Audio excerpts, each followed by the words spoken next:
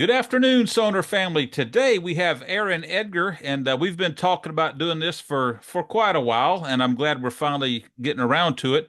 Aaron, welcome, sir. Hey man, it's good to be here. Like you said, it's been quite a while in the making. I'm pumped that you're actually like doing the podcast now. It's great that it's rolling and happy to be a part of it, man. Absolutely glad to have you. So, how do you like the older vintage gear compared to the new models of stuff? I don't mean the new 150th anniversary. I just mean the new standard uh, production models. Yeah, I mean, honestly, like I think I think like the original signatures were the reflective of a time where spared no expense kind of actually meant it. Whereas now things aren't necessarily that. I'm not knocking SQ2 by any stretch of the imagination, but there are like there was an era where no corners got cut, and Right. now it's just not the same world anymore. Still amazing gear. I love both of them. They sound like incredible on either side of it. But actually, like my collection is split like right down the middle. I've got basically like half my stuff is vintage kits, and the other half is modern kits, and I love them all dearly. Yeah. Well, I think a lot of people miss out on the point you just said that, it's not the same world anymore. Hmm. There was a time when that over the top stuff was the thing, but things move on and you might have a small market for that kind of stuff, but you can't build a product line based on, you know, shooting for small sales. That doesn't make any sort of business sense whatsoever.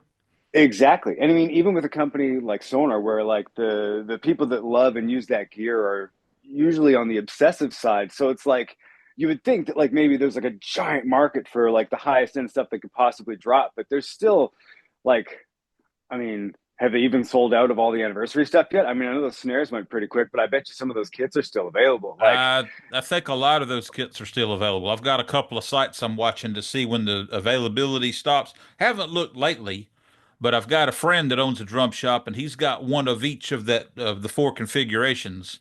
And oh, last time we talked, they're all available. So totally. Yeah, it's like that's one of those things where it's like it's amazing to make that gear and to have that gear available, but it's just like there's not a huge market for people buying a like $20,000 6 piece kit, you know? yeah. So what was your initial reaction when you saw it in person? The 150th stuff. I mean, I thought it was beautiful. I was, yeah, no, exactly. I mean, that's really all that they were displaying there, other than one of my 590s that was there as well. They had like I like the fact that they did sort of like a modern take on it in a sense where like they had the traditional like sizes and everything kind of like as close as they can currently make to what it was originally, but then they also offered like shorty versions of them as well. Like if I were to actually like grab one of those kits, I would have been really excited to get one of the short sized SIGs. I mean, just because I've got actually the OG SIGs, you know. Hmm. I thought they did a good thing with that, offering them both ways. So Yeah, the guys the old timers that really go in for the deeper, bigger things, they've got something, and the guys that like the more modern sizes, which I don't. I'm more of a traditionalist when it comes to toms, and I yeah, don't yeah. I don't like the fact they are so shallow these days. But that's a personal preference. Yeah, that's fair. Honestly, I kind of like I couldn't even say if I have a favorite between the two. Like I will say it's easier to set up with short stuff. Like you just have more flexibility on where things go. You need to make let's just say set up compromises when your toms are enormous and so are your kick drums. You just have to have them higher than you might find comfortable. I mean, if that's the way you always play, then that's the way you always play and it makes no difference. But yeah, it's they're more like they come up for kind of special occasion kind of things, you know, when you have to like deal with extreme depths and whatnot. But they sound unbelievable, you know? Yeah. Tal Bergman went to NAMM, and he plays 99% of his work. He uses an artist bronze snare drum. And so it's kind of funny talking to Tal. You ever talk to him? I don't know. I don't think we've actually met. Like we've been in the same room and stuff, but we never actually said hi. I got you. Well, anyway, he was a fun guy. He's probably been the most fun I've had doing this. But he uses nothing but artist bronze snare drums with a very rare exception. And so I was asking him what he thought about the bronze snare drums at NAMM. He didn't even go look at them. He went to play, and I think he went and hung out at the Thursday thing or whatever it was. Then he left, and I'm like, damn, how can you do that? How can you go to a drum show and not look at the drums? I don't. Well, I will say this, the way the Sonor booth was set up, like it wasn't in the main hall like it usually is. Like it was upstairs. I don't even think it was even open to everybody. Like I only got in there with an artist badge and they weren't letting just like everybody in and they weren't set up to play. Like, I didn't even get a chance to try any of the new gear, which I mean, a little disappointed. I kind of would have loved to lay some sticks on it, but it just was how it was set up this year. Yeah. Interesting. That's the first I heard of that. I didn't know that. Yeah. Um, you know, on one hand, I hope that my friend that's got the dealership sells out of all that stuff before it even gets here. On a more selfish note, I wouldn't mind seeing some of that in person, even if I just pull a tom out of a box. Because Hmm. one thing about Sonar, you can look at it in the catalog or on the screen all day long, but until you actually have your eyes on it in person, you can't even begin to take in the actual beauty of it. And it's always seemed to be that way. Yeah, straight up, like getting really close in there and like getting pictures, like the little bit of time that I was able to spend in the booth, like right by. I'm like, yeah, this stuff is exceptional. Like some of the nicest modern gear I've probably ever seen, for sure. Yeah. It's kind of funny. I made a comment. I did a commentary about that stuff on the page here on the channel. And one thing I mentioned was how opinionated and fanatical Sonar guys are. And so you have to wonder how did they determine what they were going to do, which color hardware they were going to use, whether they were going to use the slotted or the square rods. I mean, even on the vintage series, they've got the square rods. Oh So, yeah, but from what I've seen, the response from people's been positive. yeah, I yeah, haven't really seen definitely. a lot. Yeah, yeah. You hadn't seen a lot of people really dogging the fact that, they didn't make exact carbon copies of four. Why in the hell would you do that? I mean, what would be the point of Yeah, remaking? exactly. It just, yeah, it'd be just sort of silly. Like I also kind of like the fact that they were like limited in the sense that I mean they only had enough of that Bubinga veneer on the Sig ones to do exactly the kits and the snares that they made. Like they're not going to do any additional components even for people that bought those kits. So I think they had to put a lot of thought into like what exactly do we want to do here, and I think they really kind of nailed just like a modern interpretation of those drums. Like they made the shells like as close to exactly the same thicknesses as they possibly could. They kept it as close to the veneers as they could. I mean, to be honest, like the Sonor light reissues are basically something you could make in SQ2, short of the snare drum depth not being something they offer standard. But like that's basically just like medium shells with Scandi in and out, black hardware, slotted rods, and like the post mount and the bass drum and stuff. Now, if there was one thing that I don't like love about the reissues, it's just that like I hate mounts and the bass drums. Like anywhere that I can avoid it, I always go for virgin kicks. So why is that? I mean, can you hear a difference? Does it choke or you just don't like that? I just don't like it. I think like especially on drums where you've got just such beautiful wood, like don't fucking jack a big hole in there or put some big gaudy mount on it. Like I get it if you're touring around with the thing and it just makes it a lot more convenient, but like as someone who's like equal parts professional and collector, like I don't want to see that big honking thing on there. I want to see as much of that finish as I possibly can. And it just I don't know. I've always just I guess it's probably more of an aesthetic choice than anything. Because I will say, actually, like on my '60s kit, like I've got one of the original teardrops. I shouldn't say original teardrops, but like the actual '60s teardrops. Like there is something very cool about the tom being mounted on the kick. Like there's part of that sympathetic vibration when you play the bass drum that just like adds little character to that drum set. But especially for like modern gear, and like if I've got the choice, like I'm not down with the mount, Yeah. especially one where you got to drill it in. Like the rocket launcher mount, like that's another story. I've never actually owned one of those, but that's probably the one place that I would make an exception. Maybe, probably wouldn't, but if I Yeah. were to, that'd be the one. I got you. Well, to each his own, I actually prefer the mount because it gives me a starting point for building the kit up and, you know, Fair. but I like your argument too. So, Yeah. Actually, a second point on that. When I first started using big kits way back in the day, one of my things was is I wanted to use racks on them so that it was easy to just like swap out kick drums. Like I've got kits where I've got like different pairs of bass drums and like swapping that out when something's mounted to it, super difficult. Swapping that out if they're using like normal stands and stuff, also super difficult. But if you've got virgin kicks and you're using a rack, you can just unhook your pedals and pull the thing out. yeah, another good point. Yeah. And I tell you what, I did have one Matama Star Classic I had briefly. Um, I could tell the difference in the kick drum when I put the mount and the toms on there. Yeah, did it That kind of was choke it up a bit? it did. It did. It cut down a little bit of the sustain, which in a bass drum you don't want it ringing all day. But the point is it did adversely affect the sound. And that Yeah, was the that's first time I'd ever noticed, that ever been, to the point of being noticeable as far as I can remember. yeah, that's fair. So you look like you got two or three snare drums back there behind you. Um, Couple. any favorites? Yeah, I mean the bronze stuff is just ridiculous. Honestly, if I had to pick like one favorite, and I don't know that I could even like confidently say which one that would be, but I'd probably go with the 6.5 of the HLD bronze with the copper hardware. I mean, not even just because it's probably the rarest thing that's down here, but also like it sounds ludicrous. Yeah. Like it's about as close to a perfect snare drum sound as I can imagine. Like the pop on it is crazy. Ghost notes, you feel them in your chest. I mean, you kind of like sort of like a typical bronze thing anyway, but like in that one, it just, man, something about that drum is magic. Yeah. So what is your go-to? Do you have a go-to or you just pick a different snare for each session or how does that work? Yeah, it kind of like, I mean, the coolest thing about having just so many snares is that it's like, I mean, especially with them being Sonar, is like they all just sound amazing. So it's like, I'd sooner just swap the drum than tune it. Like if I'm like, not getting a sound I want for a particular thing, I'd just pick a different drum versus kind of tweaking it up. Like each of these kind of sit somewhere that I really like them. It's not that they're not versatile and can be tuned in a variety of different ways, but it's just like, yeah, I like changing it up. I'm not a huge fan of just like keeping everything the same all the time. Sure. And I see that compressor back there. That's an 8-inch Mm. aluminum, right? Yeah, I got two. I got the 8-inch aluminum and I got the 13x7 brass. How do you like each of those?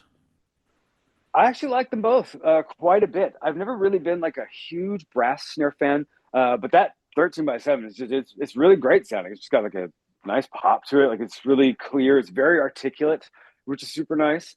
And the aluminum, I was really excited to get that because I hadn't had any aluminum Sonor drums before. Big fan of just like the way that kind of sounds. Like to me, like a ferromanganese sounds sort of like steel and aluminum had a baby. So it's kind of like nice to have a drum that's like actually just aluminum. Yeah. Yeah, my first snare drum was a D500 reissue with the hella hoops. Nice. It was a seamless ferromanganese, and I remember the first time I ever laid into it on a gig. It was like a shot fired. I didn't Oh, realize this how much get up and go that drum had till I did that. yeah, man. There's something real special about those drums. Like I think the first Pharaoh I got, very similar. It's a 14x6.5 phonic Pharaoh, and it just like, man, I picked it up super cheap, used in like questionable condition, but like it just sounded so good that I've been kind of just like scooping up every Pharaoh that I get my hands on ever since. Hmm. So what kind of projects have you got going on? Right now, the thing I'm kind of most excited about is like we're very close to finish writing the next album for my band, Third Ion. So like just extremely mathy, techie prog stuff. And this one is it's getting a little weird. I mean, I kind of say that about all of them, but I'm pretty excited about how it's turning out. It's bizarre. Basically, like in that band, kind of like every song is kind of an experiment in one way or another. Sometimes multiple. Mm, gotcha. Well, let's go backwards a little bit. At what point did you decide to become a Sonar guy, and what led you to Sonar? Was there a particular drummer that you really liked that played Sonar, or how'd that work out for you? Yeah, 100%. Yeah, I can vividly remember that moment. I was 16, kind of just into shit like Pantera back then. And I show up in my drum teacher's house, and he puts on this record. It's the first Vital Tectones record with Steve Smith, Victor Wooten, Scott Henderson. And that album opens up with a song called Crash Course. And the first maybe like 15, 20 seconds of it are just this like big, open, like halftime groove with a Swiss triple fill down the toms. And it's like, holy shit, had I never heard drums sound like that in my life. I mean, not only that, when the band kicks in, it was just this like ridiculous like virtuoso fusion that just again, as somebody that was just into like, big loud metal and drums that are triggered, I'd never heard anything like it. Like it completely changed my idea of music and like what incredible drum sounds could possibly be in that moment. But like, I was 16. There's no way I was going to afford. At the time, their high end was the designer series, which is just like, man, the bass drum cost as much as a pearl kit. So it was like, Hmm. it took me a while before I actually like finally got my hands on one. But like when I eventually did, it was kind of crazy because I found it was a D-Light kit in brilliant black, the old square badge ones. That was like a Thomas Lang clinic kit. It had been sitting in rentals at this local shop forever, but it was expensive enough that nobody was really renting it. So eventually, I was able to talk them down to like a ludicrously low price on the thing. So I was just like, okay, I have to have it. So I got it home, I cleaned it all up, I tuned it, and I set it up in front of. I had this like giant monster sort of pearl kit, like big kind of prog thing, similar to what I play now. And I just told myself like, okay, I'll do all my practicing on the D Light, but then I'll be able to rip around on my big kit, and that'll just be kind of the fun thing. But the problem is when I first played that D Light kit, is my initial impression was just that like, well, that thing I heard on Vital Techno's record just isn't studio magic. That's just how these things sound. Hmm. I basically packed up everything that wasn't Sonor at that point and sold them, and I've never looked back. Can you imagine how different the Sonor world would be if not for Steve Smith? Because I mean, so many people cite him as their inspiration for going with Sonor. Straight up. Yeah. Yeah, 100%. I mean, like, there's nothing bad to say about the guy. Like, he's an incredible player. He's been across like a variety of genres, and it just always just sounds unbelievable. Like, there's nothing not to like. Plus, he's just like the chillest dude. He's so nice. I remember one of the first times I did like an artist signing at one of the NAMM shows. I happened to be sitting beside him, and like later that day, he just saw me kind of hanging out of the chord booth, and he just came by and he just started like playing around on one of the wave drums and just like chatting with me for like 10 minutes. Just like the nicest dude. Like, yeah, yeah, huge love for Steve Smith. You know, there seems to be a common thread with Sonor artists. Everybody I've run into has been very cordial and nice and all that. And Yeah, it really makes it a lot of fun to do what I'm doing when you're dealing with that caliber of person. I'm not putting up with attitudes and egos and that kind of thing. And yeah. you have to wonder what it is about the brand that attracts the higher, caliber of drummer and personality, you know? Yeah, well, I think honestly, I think part of it is just the fact that they even branded themselves as basically like the Rolls Royce of drums. Like they just are like some of the finest instruments that money can buy. And I think like the people that really stick with them, even through like potential like artist relations issues they've had that we probably shouldn't detail on, but like they had their issues in the States and all sorts of things. But the people that stuck around because they're passionate about the shit, like Yeah. regardless of any issues, it's just like this is the stuff we want to play. Hmm. So when did you sign on as an artist? It was 2007. Sonor was still pretty small in Canada at the time. I don't think there was even. I was like the 12th Canadian Sonor endorser or something like that. And I wasn't even really doing too much at the time. Like I was sort of touring around and had like a whole bunch of students and stuff. But I'd met the Canadian Sonor artist relations manager Scott Atkins through some clinics that he'd done here, and we just kind of hit it off. You could tell that I was like obviously like obsessively passionate about it, and doing things. So it just seemed like a really good fit. And it was great. It was my first ever endorsement. So I was like very pumped to get like the one that by far matters most to me is just like, yes, this is home. This is where I'm always going to be. I got you. Yeah. Yeah. And actually, something you brought up, people know about some of those problems. It was a Yeah. distributor problem, not a Sonar problem and not a product problem. Um, Yeah, you know, exactly. yeah. So it's not really taboo to talk about. It's fixed. KHS is doing a phenomenal job in the States with the brand. And Absolutely. yeah, so anyway, Well, yeah, I mean, even on that point, like I'm glad to see that they're turning it around. Like it was always, I don't know the words like confusing or heartbreaking. Just like it like bothered me when we would lose some of our like higher end artists to other brands and stuff. It's just like, oh, what are you doing? yeah. But like it's nice to see that like we're getting some of them back. Like we just got Todd Zuckerman back. A couple of my other buddies have just come back to it as well, which is really nice. Like Hmm. Gabor Dornier, Jason Bench, a couple of good guys. What's your current rig? Well, I just changed it up actually. I decided to try something a little weird. Like I'd never tried the double drum kit thing, which to be honest, I always thought was a little bit goofy, and I kind of still do. But I figured I'd at least take a stab at trying to make it fun. So like right now, what I'm sitting at is an S Classics kit It's a little strange. We've got sort of like backwards tom arrangement, 12, 10, 8, pair of 22s, virgins, of course, 16 by 16 floor tom, 13 by 10 over on the left, which is like a shared floor tom for sort of like electronic-y bop kit where I'm using an 18-inch kick. What do we got for snares here? There's a Phil Rudd and a 14 by 6 beach heavy SQ2, but the snares I change as often as I change shirts anyway. So Yeah. How do you like that Phil Rudd? honestly, I love that thing. Like I've probably gigged that more than any other snare that's down here. It sounds great. It's a really cool drum. I actually have a really strange set of wires on that thing that honestly I've never made sound good on any other drum, but they sound great on this. I don't even know if they still make them. Pure Sound had this set of wires called the Twisted 20s. So they're basically a 20 strand, but the strands are like double coiled. So it's like a 40 strand where they're like double. I'll show you. I don't know if you can like see it too well in there, but they are like double wound. So it's like a 40 strand in a 20 strand kind of footprint. Yep. It sounds killer on this thing. We could see that clearly, by the way. Great. I've bought two of those lately. In all, I've owned five of those Phil Rudd snares. I Um, saw in the picture you posted recently, you got some hells on. That's a nice little upgrade there. yeah, I haven't even played it yet. What? I Why? got it built up for resale. I bought a bunch of stuff and got good deals and trying to flip it. But anyway, Yeah, the fair. first the first fill rut I had, I ordered two at a time, actually, the first ones. And I was doing some buying and selling, so I actually had a drawing and gave one away, brand new in the box. And Nice. I played mine and then sold. I never keep anything. I'll never have a collection like yours because I buy it, I look at it, I play it, I get bored, I sell it and on to number next, right? Yeah, I can't. For me, I'm just way too much of a pack rat. If I even like half like it, it's living here. Yeah.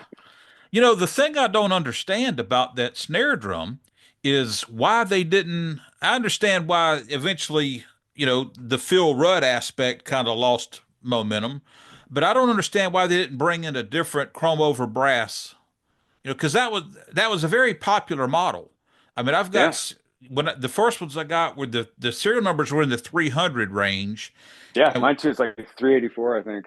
yeah, well, but and then I did have or do have one in the 1600 range. So, that snare drum sold pretty well. And Yeah. even if they didn't want to keep paying him royalties or if they wanted to, do a non-signature type thing, it was just odd to me they didn't bring in a different chrome over brass. Yeah, maybe they just figured when they weren't going to make it with Phil Rudd's name on it anymore, I'd just call it quits.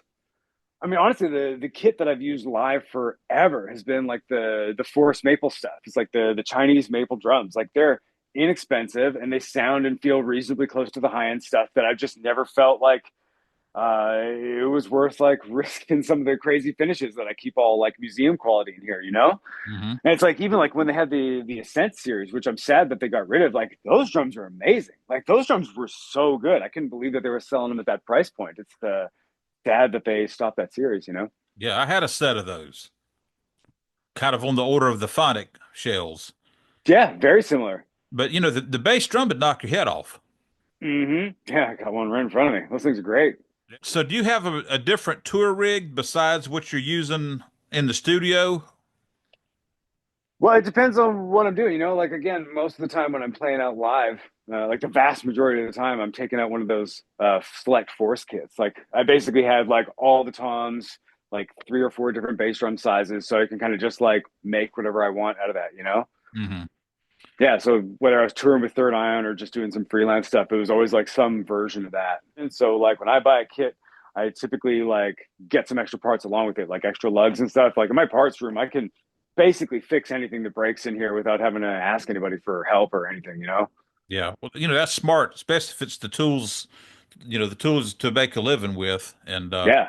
yeah, I used to do that pretty good. I got a big stash of stuff now just because I buy and sell. So I'm in the same boat, but back when I didn't do that, I would I'd buy an extra throw off or extra this and that. And if you have a Yep. problem, be able to fix it. Yeah.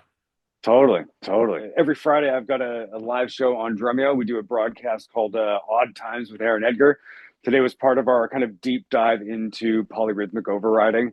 We were taking five note groupings in several different ways. Over the course of like 3 weeks, we're actually covering every five note rhythm within that context across like various lengths of different bars of 4/4, including some odd time. And it's pretty cool. It's neat. One of the things about like a lot of the times on Drumeo, we're usually like doing more of the sort of like beginner kind of intermediate stuff. So when they gave me the opportunity to do kind of the more advanced thing as like a regular recurring show, we weren't 100% sure exactly like how much engagement there'd be, but there's like tons of people showing up every week. There's always people sending me videos of them actually like working on the stuff, which is super, super cool. Yeah, it's a ton of fun. It's a really neat project. So what was the last new drum kit you bought? Holy shit, that's been a long time. The last drum kit that I bought, I think it was my Phonics set. Yeah, that was a long time ago now. It was actually kind of a funny story. A buddy messaged me this ad on Kijiji, which is kind of like a Canadian Craigslist.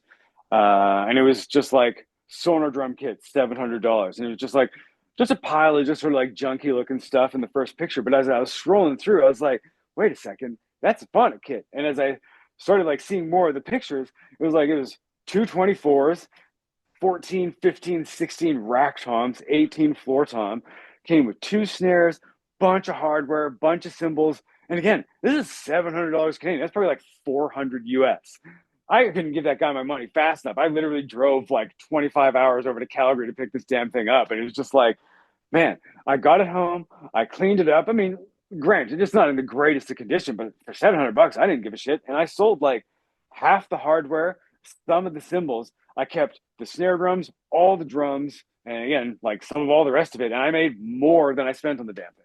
It's crazy. Those drums sound so good too. Like it's super cool. Yeah, the Phonics, a lot of people felt like that the Phonics actually sounded better than the signatures. The signatures were quite thicker, but people Mm-hmm. tend to prefer the sound of the Phonics in recordings and all that. Yeah. I mean, they both sound great. Like I really do love both sets, you know. I mean, uh, it's kind of interesting, like the way they did the reissues, where they got like the deep sets and the shallow sets. I kind of like that between the two. Like I've got the deep sigs, and then I've got the shallow version of the phonics. Like they're the 24 by 14s, 14 10, 15 12, 16 14, and then I think 18 16.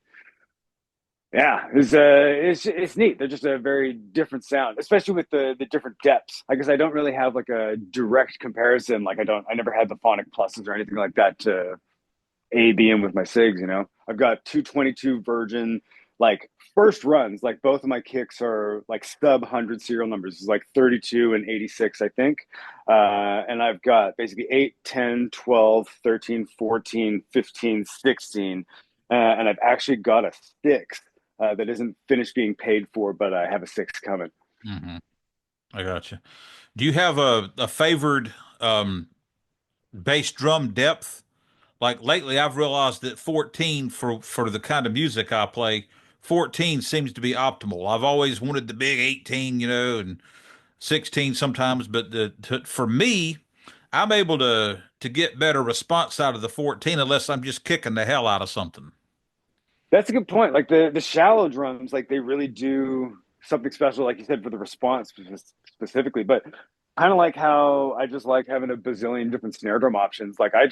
There's no way I could set on like a favorite bass drum. Well, I maybe because I do have like my 22 by 17 and a half S Classics pair are almost always the bass drums I use. I really like having two bass drums versus one. And I mean, on all of my SQ2 kits and the other ones, like I hadn't really like realized that that was something that was important to me yet. So I've got just like, I think seven different bass drum sizes in SQ2, but none of them are doubled up. So more often than not, I use these regardless of whether I want one of those wacky things I designed in SQ2. And as far as like depth is concerned, again, it kind of just sort of like depends almost on my mood or what the actual application is. Like I've got between 14s and even 22-inch depth bass drums, like all over the map. Do you have any SQ2 kits? I got two SQ2 kits. They're both enormous. I have a Stratawood Beach Heavy kit, all the tom sizes 8, 8, 10, 8, 12, 8, 13, 8, 14, 12, 15, 13, 16, 14, 18, 15, with 16 by 16, 20 by 20, 22 by 20, and a 26 by 17. And I've also got a 22 by 16 gong drum on that thing. And then I've got a Beach Vintage SQ2 kit in 8 by 7, 10 by 7, 12 by 8, 13 by 9, 15 by 11, and then all the square floor toms. So 14, 14, 16, 16, 18, 18. There's an 18 by 18 bass drum, 22 by 19, 26 by 22, and then 18 by 15 gong drum and 22 by 16 gong drum. Monsters. Yeah. So, if you're going to be playing a heavy hitting gig, are you more likely to take the heavier ones than the vintage?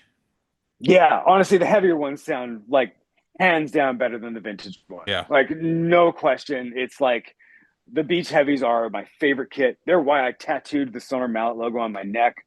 The Beach Vintage ones, honestly, it was another Kijiji find. I found the 10, 12, 16, this snare drum, and that 22 by 19 for like 3 grand Canadian, which is like less than what the bass drum costs. Another one of those things where I was just like, fuck it, I can't give you money fast enough. You know that thing. So Hmm.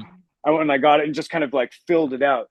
And it's like I liked the idea of having like the super heavy beach and then the thinnest possible beach, but they just don't sound as good to my ears. Like not even close. Like they sound amazing. Don't get me wrong. Like an SQ2 kid's like again like best drums money can buy. They sound killer. But having the heavy ones, they're just like they just are better sounding drums, in my opinion. Yeah. I got a vintage series set, and so it's got the thin beach, and I don't think they would sound that good if I was really pounding the snot out of them. I think they'd choke.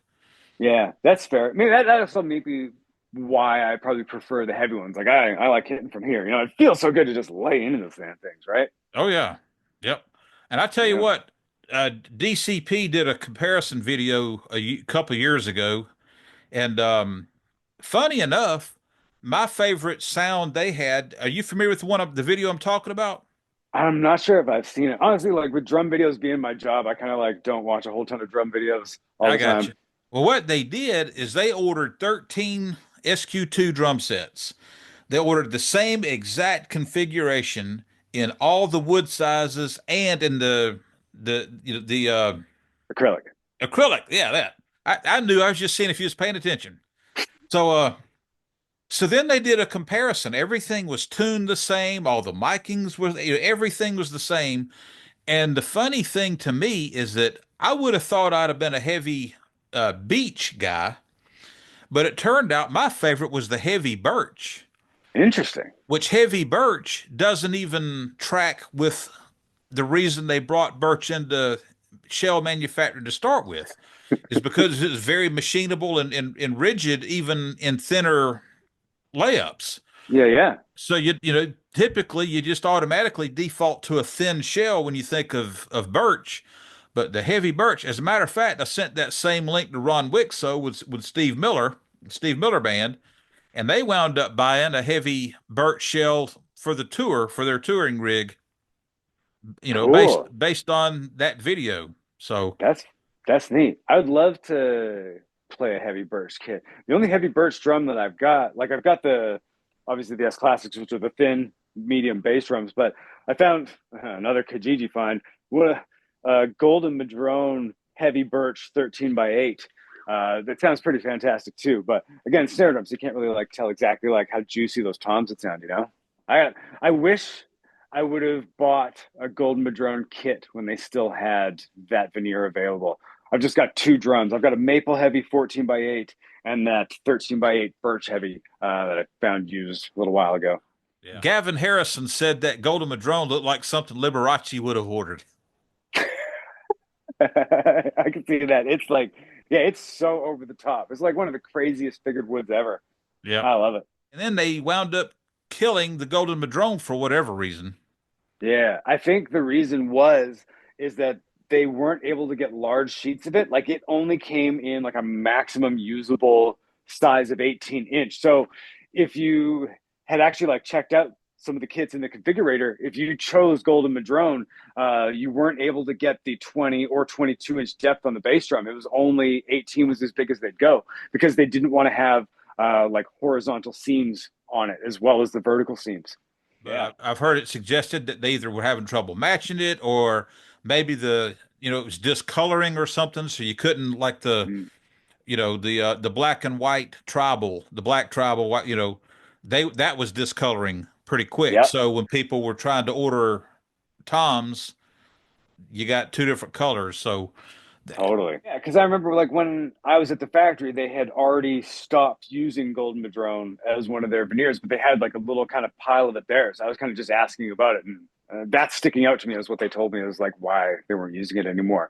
But also, what you're saying could be an additional factor in it because like the two Golden Madrones that I have, like I ordered one like right kind of when they sort of started with it, and then I have no idea when this guy ordered this. Although I guess I could look up the serial number, but they look completely different. Like those two Golden Madrones are very different. well, that could be a problem. Hmm. Yeah, Yeah, like if you were ordering an extra tom for a kit, like it would not look like it matched. Like it would sort of match, but like if you got it in front of a camera with like a flash on it, like for sure it would be like night and day different. yeah. Although interestingly about the white tribal, I have a white tribal 10 by 5 designer maple light, which as far as I know is one of the very last white tribals that they made. There was Gavin Harrison's white tribal kit and that snare drum were made at the same time, both like after designer was already discontinued. So when did you go to the factory? Yeah. That was, I think, 2018. Was that the first time you've gone? Yeah, it was the only time I've been there so far. They're doing a 150th anniversary kind of like party sometime. I think they said in September. So I'm going to definitely make sure I'm doing my best to get up to that. So before you went, had you seen the videos of where they did factory tours and showed all the processes and all that? Yeah, totally. Yeah, I'd seen some of that stuff and like I'd heard lots of stories again, like talking to Scott Atkins and some of my other friends that had sort of like been there on the factory tours. This one was kind of neat though. Like they brought me out there. It wasn't on like a tour with a whole bunch of people. They just flew me out there to have me there. So when you went through in person and were meeting people and seeing the processes in person, how different was that experiencing it yourself than watching it on a video? Oh, extremely different in the sense that like I was blown away at the level of like hand craftsmanship. And there were like two really pivotal moments in that in like my factory tour that just like blew my mind. The first of which doesn't even have anything to do with the drum set. It was like they showed me this crazy machine that was like tuning the sound bars for their like glockenspiel type things. I don't remember the actual name of the particular instrument, but they were tuning those little sound bars for that thing. And so they had this crazy like glass encased thing that like there was this robotic arm would sort of pick it up. It would like actually like hit it and it would like shave little bits off and there was this oscilloscope and you could see all the data on it. So they they made a point of showing me this thing and explaining all the cool stuff that it was doing and like just how in depth it was. And they turned me around. Like the machine was here. We were in this hallway looking at the thing. They turned me around this way, and there's like this fucking German guy in there doing a hand version of the exact same thing, like by hand, so much faster than the machine was, and he was crushing it. It was just like, wow. So the machine is so that it can just like continue running while they don't need manpower, but like the actual humans that are doing it are like more efficient and just as good at doing the exact same job. And the second one, like when they showed me the paint booth, it was really cool to watch a dude hand doing, I think it was a Nussbaum Pro Light kit at the time.